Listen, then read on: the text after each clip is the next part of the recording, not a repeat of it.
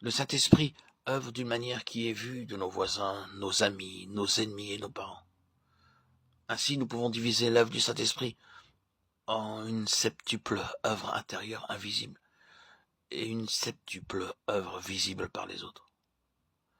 La septuple œuvre du Saint-Esprit accomplie dans le ministère du Seigneur Jésus-Christ. Si vous divisez cette œuvre en 4 groupes, vous obtenez le secret de la plénitude du Saint-Esprit pour tout être humain, quel qu'il soit. Les 7 noms donnés au Saint-Esprit dans la Bible, dans leurs détails, participent à notre progression intérieure, très très doucement, lentement, mais sûrement.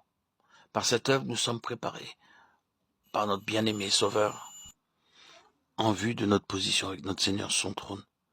Cette œuvre est intérieure et invisible. Lorsque le Seigneur reviendra pour la seconde fois et que nous le verrons face à face, nous saurons parfaitement comment cette œuvre a progressé. Voyons dans Jean 3,6 et Tite 3,5. L'œuvre de la régénération est la première œuvre intérieure du Saint-Esprit. Par elle, nous sommes renouvelés dans notre esprit. En d'autres termes, nous naissons de nouveau. Dieu est esprit. Jean 4, 24. Si nous voulons connaître et entendre Dieu, si nous voulons le contacter et le sentir, c'est seulement par notre esprit que nous pouvons le connaître. Dieu m'a donné des yeux pour voir, des oreilles pour entendre, une bouche pour parler, des mains et des doigts pour me nourrir, des poumons pour respirer, des intestins pour assimiler la nourriture. De la même manière, il m'a donné un esprit pour les choses spirituelles.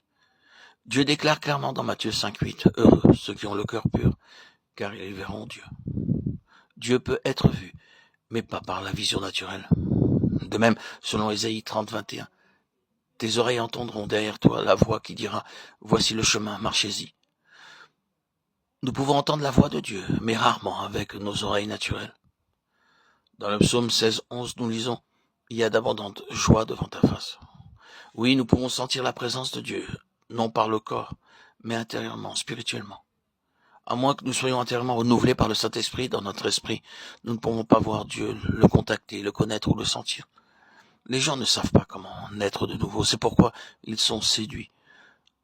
Pour connaître la pleine signification de la nouvelle naissance, nous devons savoir tout d'abord comment se compose la personne humaine.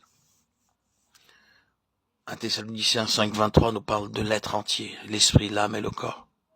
Dans Genèse 2, 7, Dieu fit d'abord un corps de poussière. Ce fut par son propre souffle que l'esprit humain entra dans ce corps, et l'homme devint une âme vivante. Chaque être humain est composé de 3 parties. Nous avons un corps, une âme et un esprit. Lorsque Dieu vient en nous ou en moi, il ne peut venir que par l'esprit. Il ne vient pas par les os, les muscles ou le cerveau. Je ne peux le toucher, l'entendre ou le sentir. Je suis conscient de sa vie, venant en moi, et il répond à mon appel. Comment cela se fait-il? Par son esprit. Pourquoi ne pouvons-nous pas le voir clairement, même en esprit? À cause du péché. Dieu avait dit à Adam que s'il péchait contre lui, il mourrait. À cause du péché, l'homme a subi une triple dégradation, et son esprit est mort, car la mort est entrée dans son esprit. Si je veux commettre un péché quel qu'il soit, je dois tuer ma conscience.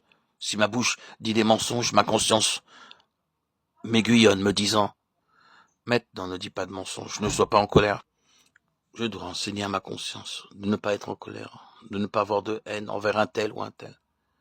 Je dois dire à ma conscience, reste tranquille. Oui, reste tranquille.